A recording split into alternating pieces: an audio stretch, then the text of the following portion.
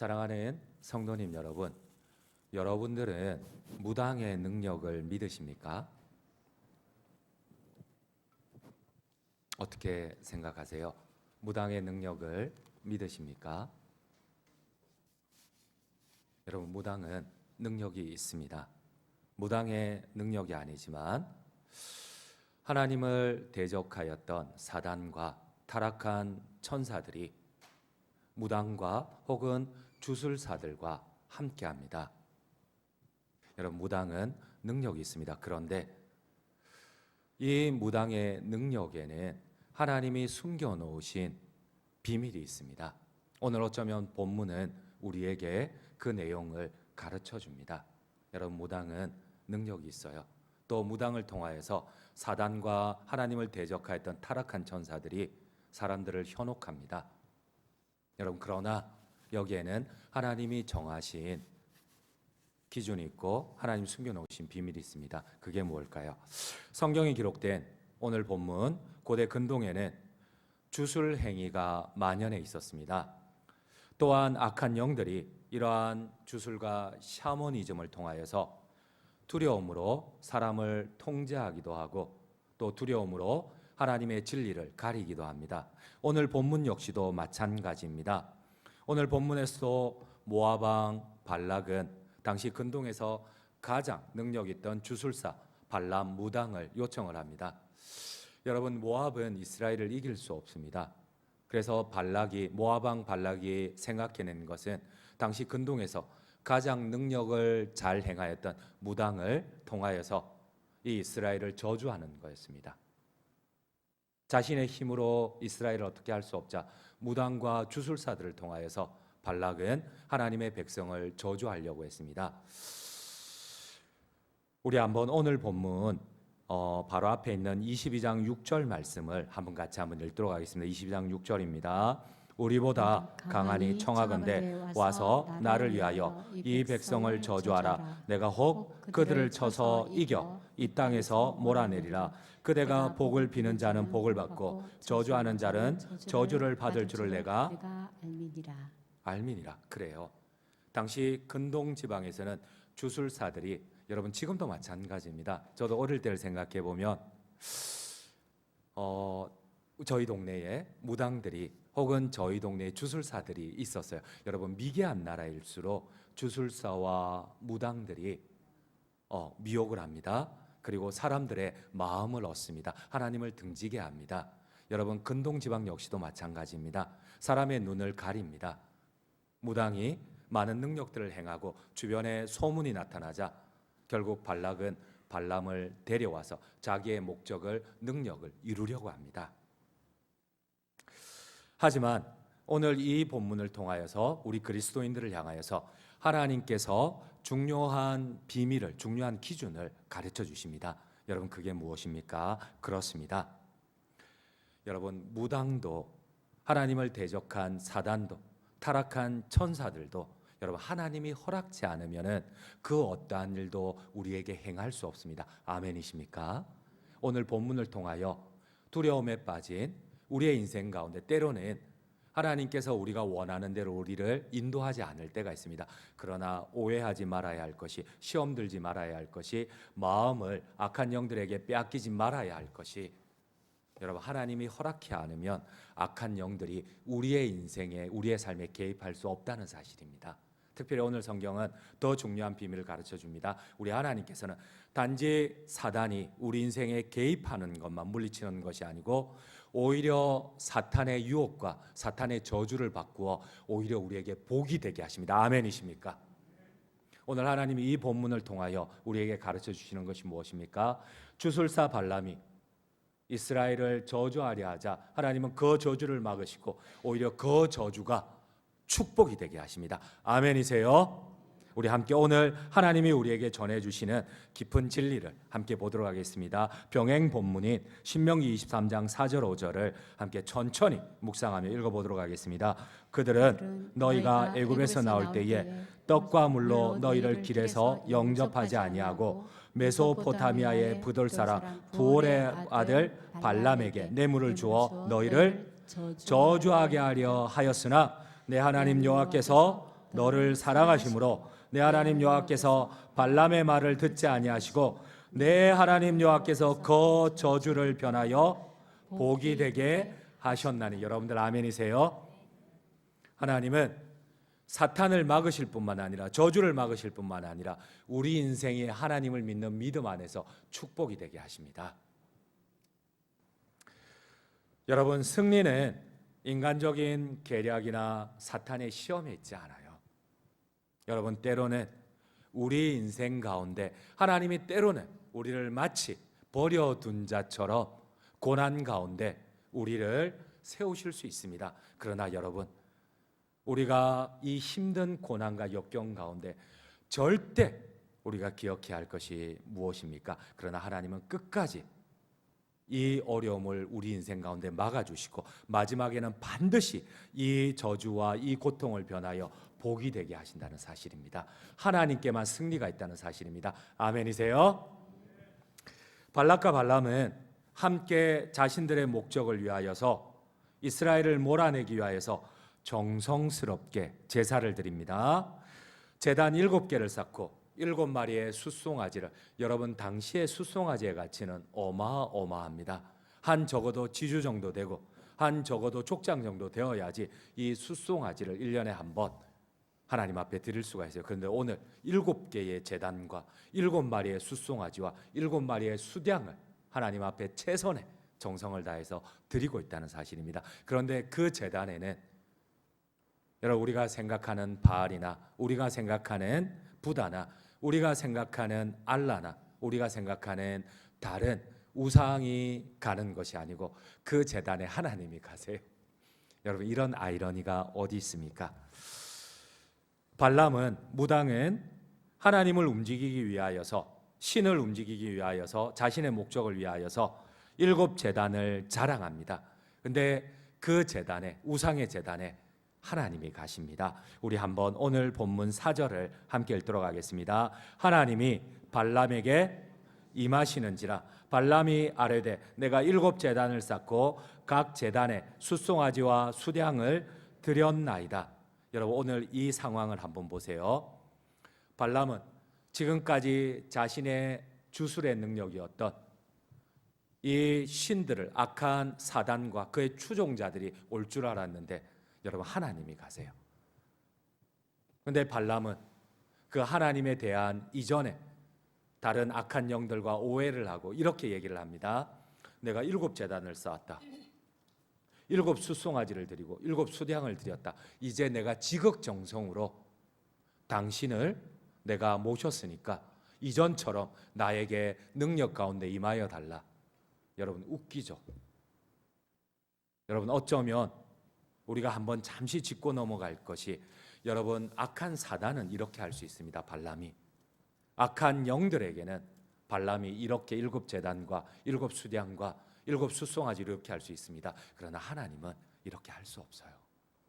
여러분, 그런데 어쩌면 이 발람의 모습이 우리의 모습은 아닙니까? 우리가 지금 기독교 신앙을 유지하는 것이 우리의 목적을 위해서, 여러분, 예배하는 목적이 하나님 그분을 기뻐하고 하나님 그분과 교제하고 동행하는 이 아름다움과 기쁨보다는 어떻게든 내가 이 노력을 통해서, 내 이 수고를 통해서 나의 목적을 위해 하나님을 움직이려 하는 것은 아닙니까? 어쩌면 내가 하나님을 믿는다는 것이 하나님을 발람과 같은 우상의 하나로, 거짓 신들 가운데 하나로 나의 목적을 위한 단지 변형된 신으로 만든 것은 아닙니까? 여러분, 오늘 발람은 어떻게든 정성을 다하여서 신을 섬깁니다. 어떻게든 정성을 다해서 악한 영들을, 혹은 자신의 목적을 위해서 제단을 쌓습니다. 그런데 여러분, 정작 그 예배는, 그 제사는 자신의 유익이고 자신의 목적입니다. 자신의 목적을 위하여 정성을 들이고 제사를 한다는 겁니다. 혹시 우리 역시도 여러분 한번 돌아보아야 할 것이, 내가 지금까지 신앙생활을 한 것이 내 뜻과 조금만 맞지 않아도 하나님을 등지게 되고 교회를 등지게 되고, 내 뜻과 조금만 틀어져도 하나님을 원망하고 시험에 빠진 것은 아닙니까? 그러면 우리와 발람의 차이는 무슨 차이가 있습니까?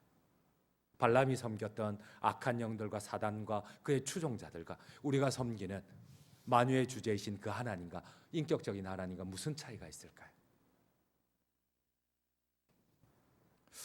하나님께서는 그럼에도 불구하고 발락과 발람의 죄사에도 불구하고 절대로 하나님의 뜻을 꺾지 않습니다. 오히려 그 저주를 책망하십니다. 하나님의 백성을 위한 그 발람을 꺾어버리십니다. 우리 한번 오늘 본문 8절을 함께 읽도록 하겠습니다. 23장 8절입니다. 하나님이 저주하지 않으신 자를 내가 어찌 저주하며 여호와께서 꾸짖지 않으신 자를 내가 어찌 꾸짖으랴. 여러분, 하나님은 위엄 있게 강하게 심지어 발람의 생명까지도 여러분 두려움 가운데 떨게 만들면서 내가 저주하지 않은 자를 발람 네가 어찌하여 저주하려느냐, 이전에 악한 영들의 그 힘으로 감히 내 백성을 저주하려느냐, 내가 너의 생명을 거두리라. 그 나귀를 통하여서 하나님 계속 교훈을 하십니다. 너가 끝까지 내 뜻을 거역할 때에 내가 너의 생명을 거두리라는, 결국 이 발람의 고백은 이렇습니다. 하나님이 저주하지 않으신 자를 내가 어찌 저주하고 하나님이 원치 않는 일을 내가 어찌 행하랴. 여러분, 우리가 때로는 거짓 영들의 위협 앞에 우리는 약해서 그 위협 앞에 두려움에 떨 수 있습니다. 그러나 기억해야 할 것이 있습니다. 하나님이 허락치 않은 것, 하나님이 저주치 않은 것 우리에게 임하지 않는다는 사실입니다. 그리고 결국에는 이 모든 저주가 때로는 하나님이 우리를 어려움 가운데 내버려 둔 것 같지만 이 모든 것이 협력하여 하나님의 축복이 된다는 사실입니다. 아멘이십니까? 여러분, 절대로 흔들리지 마십시오. 때로는 원치 않는 그 어려움 가운데 여러분, 사탄이 여러분들을 유혹할 수가 있습니다. 하나님을 대적하였던 그 타락한 천사들이 우리가 생각하는 샤머니즘처럼 마치 인간이 죽어 그 귀신이 막 구천을 떠들고, 여러분, 이건 성경적이지 않아요. 여러분, 이 악한 영들이 귀신입니다. 바로 사탄과 함께 하나님을 대적하였던 이 타락한 천사들이 여전히 우리를 유혹하고 우리의 가치관을, 우리의 생각을 혼란스럽게 만듭니다. 하나님께서는 무당 발람에게 이스라엘의 저주를 막으십니다. 오히려 하나님께서는 발람에게 이스라엘을 저주하지 말고 오히려 그들을 축복하라고 합니다. 왜냐하면 내 백성이고 내가 축복하기를 원한다고 정확하게 발람의 입에 하나님의 말씀을 쥐어주십니다. 우리 함께 민수기 22장 12절을 함께 읽도록 하겠습니다. 민수기 22장 12절입니다. 하나님이 발람에게 이르시되 너는 그들과 함께 가지도 말고 그 백성을 저주하지도 말라. 그들은 복을 받은 자들이니라. 하나님은 원수들의 계략과 책략을 막으십니다. 하나님의 주권이 미치지 않는 곳은 없습니다. 아멘이십니까? 여러분, 고난이 있어요. 여러분, 그러나 이 고난의 동전의 양면을 보셔야 돼요. 여러분, 이 고난이 오히려 우리를 뒤로 물러나 침륜에 빠지거나 사탄의 도구가 되게 만들 수도 있습니다. 그러나 오늘 하나님께서 우리에게 가르쳐 주시는 것은 이 고난의 반대편을 보라는 겁니다. 하나님이 허락치 않는 것은 악한 영들이 우리를 손댈 수도 없고 우리 스스로 시험에 빠질 뿐이지, 그리고 이 고난을 통하여 하나님이 이루시고자 하는 목적이 있습니다. 이 일의 결과는 하나님의 축복이라. 여러분, 여기까지 우리가 단단해져야 됩니다. 감리교 여러분들 아마 한 번쯤 들어보셨을 거예요. 원로 목사님 가운데 대표적인 목사님이 박노수 목사, 80이 넘으신 분이 있습니다. 근데 박노수 목사님은 평생을 성경 번역에 이렇게 헌신하셨던 분입니다. 근데 이분의 가정이 예수님을 믿게 된 계기가 있었어요. 이분의 간증 가운데 이런 얘기가 있습니다. 박노수 목사님이 아직 태어나기 전에 먼저 누님이 태어나셨는데 그 누님이 올해 90세의 연세입니다. 아직도 생존해 계시는데 그 누님이 태어날 때 칠삭동이도 아니고 정말 모든 내장 기능이나 모든 숨쉬는 기능들이 거의 미숙 상태로 태어났어요. 1년을 못 넘길 정도로. 근데 어머니의 마음은 어떠합니까? 어머니는 자기의 생명이 빼앗기는 것 같죠. 그래서 결국은 모든 방도를 다했지만 안 되어서 또 가난하다 보니까 어느 선 이상은 못하고 결국은 찾아간 것이 주변에 뛰어나다는, 능력 있다는 할머니 귀신을 모시는 무당이었습니다. 산을 넘고 먼 수십 리를 가서 이렇게 자기 딸을 내보였어요. 울면서. 근데 무당이 이렇게 얘기를 합니다. 내가 모시는 할머니 귀신으로는 이것을 이 아이를 살릴 수 없다는 겁니다.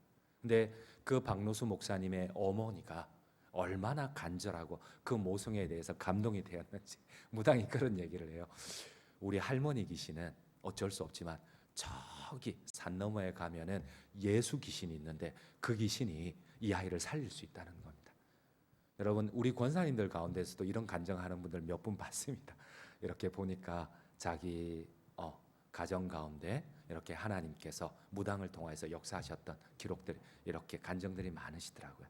결국 이 어머니가 그 자리에서 이 아이를 업고 그 산을 넘어 이제 깊숙하다 보니까 그 당시에 사역자들이 없고 이래 전도사님이 여러 교회를 맡고 계셨는데 그 전도사님이 주님의 이름으로 간절히 안수하고 기도하고 돌려보냈다고 합니다. 근데 돌아가는데 이 쳐졌던 이 아이의 목이, 꺾였던 목이 조금씩 고추서기 시작하는 거예요. 이 어머니가 아이를 업고 가는데 이 뒤에서 아이에게서 따뜻한 생기가 흘러 넘치기 시작하는 거예요. 박노수 목사님의 간증은, 어머니의 말씀은 이렇습니다. 내가 아이를 업고 가는데 어쩌면 반쯤 포기했는데 아이의 목이 서서히 힘이 생기고 아이 안에 마치 이런 표현을 쓰셨거든요. 아이가 등잔에 기름이 다 돼서 이제는 가물가물 꺼져가는데 갑자기 아이에게 마치 꺼져가는 등불에 기름이 부어지는 것처럼 생기가 돋아나더라는 겁니다. 아니나 다를까 지금 그 아이는 지금 90살에 이렇게 90이 다 된 할머니가 되셨어요. 여러분, 이 일을 계기로 어머니와 그리고 그 자녀들은 그 돌아가서 모든 부적을 떼고 신주단지, 우리 과거에 신주단지 많이 모셨잖아요. 저도 처음 전도사 부목사 때는 이렇게 새가족들에게 가서 신주단지 그거를 못 옮기더라고요. 새가족들이 그 신주단지를 못 버리더라고요. 근데 그 안에 보면은 가끔 막 지폐도 들어가 있고 좀 짭짤합니다. 근데 그 돈을 돌려주면 안 받으시더라고요. 그래서 헌금하기도 하고 교육자들끼리 이래 식사 교제도 하고 그렇게 했는데, 여러분 그거 저희들 많이 치웠습니다. 많이 깨트리고 많이 버리고 이렇게 했는데, 여러분 그 자리에서 어머니가 돌아가서 신주단지도 버리고 모든 부적도 떼고 온 가족이 예수님을 믿고 그 다음에 태어난 분이 바로 이 박노수 목사님이십니다. 여러분, 사탄은 우리를 어찌할 수 없습니다. 우리의 인생을 어찌할 수 없습니다. 아멘이십니까? 절대 흔들리지 마세요. 절대 속지 마십시오. 이 과정이, 이 어려움의 과정이 하나님의 축복의 여정임을 여러분들은 그 하나님의 축복으로 바꾸셔야지 오히려 뒤로 물러나 침륜에 빠지거나 이 고통 가운데 시험 들어서는 안 됩니다. 그렇습니다. 복을 주거나 내릴 수 있는 사람은 하나님께만 있습니다. 사탄의 어떠한 계략과 술책도 하나님은 막으십니다. 그래서 오늘 하나님께서는 이 근동 지방의 주술사, 위대한 능력을 가진 발람을 오히려 하나님께서 두려움 가운데 빠뜨리시면서 우리에게, 이스라엘 백성들에게 전해주고자 하는 진리는 이것입니다. 우리 병행본문 신명기 23장 5절을 다시 한번 읽도록 하겠습니다. 내 하나님 여호와께서 발람의 말을 듣지 아니하시고 내 하나님 여호와께서 그 저주를 변하여 축복이 되게 하셨나니. 우리 성도님들은 이 세상의 모든 저주에서 해방되셨음을 믿으십니까? 예수 그리스도의 십자가의 권능으로 우리가 그 죄의 저주에서, 여러분 우리가 완전히 해방되었음을, 하나님의 자녀 되었음을 믿으십니까? 우리 스스로 그 저주 속에 빠져들지 마세요. 우리 스스로 사탄의 유혹 가운데 거기에 빠져들지 마세요. 우리 스스로 우리 인생을 저주로 만들지 마세요. 결론을 맺도록 하겠습니다. 세상 사람들은 발람처럼 이 사탄의 유혹에 빠져, 현혹에 빠져서 점쟁이들이, 용한 점쟁이들이 복도 내리고 저주를 내린다고 착각합니다. 물론 어느 정도 맞습니다. 왜냐하면 죄의 영향력 아래 있는 우리 인간은 그 죄의 저주를 받을 수밖에 없어요. 그러나 이제는 우리는 그 모든 죄의 저주에서 해방되셨습니다. 이게 기독교의 구속이고, 나는 여전히 더럽고 추악하지만 우리 주님의 의로운 그 십자가의 보혈로 우리를 완전히 덮어주십니다. 이 의로움을 우리는 절대로 착각하지 마세요. 사탄 역시도 여러분, 우리에게 복을 주거나 저주를 내리지 못합니다. 하나님이 허락하셔야만 가능합니다. 그래서 여러분, 욥기에 보면 사탄이 이렇게 얘기를 합니다. 내가 저 욥을 한번 시험해도 되겠느냐고, 내가 한번 저 욥을 한번 저주해도 되겠느냐고, 내가 저 욥을 한번 흔들어 봐도 되겠느냐고. 여러분, 하나님이 그때에 괜찮다, 욥은 변하지 않으리라, 너의 저주에도 불구하고 반드시 하나님의 축복으로 끝나리라, 그 허락을 받고 난 뒤에만 사탄은 우리에게 손을 댈 수가 있습니다. 우리는 누구나 복 받기를 좋아합니다. 복을 싫어하는 사람은 아무도 없습니다. 그러나 우리가 진정으로 구할 것은, 여러분, 우리가 하나님 앞에 예배하는 것, 이게 우리의 목적이 아닙니다.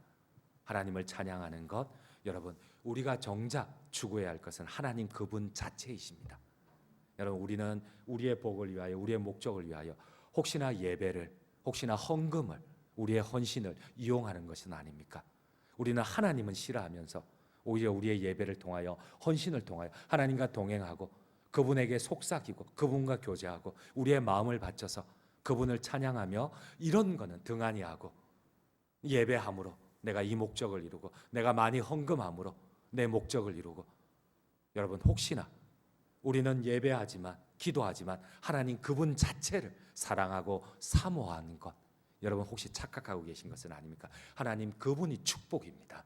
하나님 그분이 우리의 생명의 원천입니다. 그래서 여러분들께서는 예배가 아니라 하나님 그분을 사모하고 하나님 그분을 추구하시는, 그분을 끝까지 갈망하시는 우리 모든 성도님들 되시기를 간절히 주님의 이름으로 축원드립니다.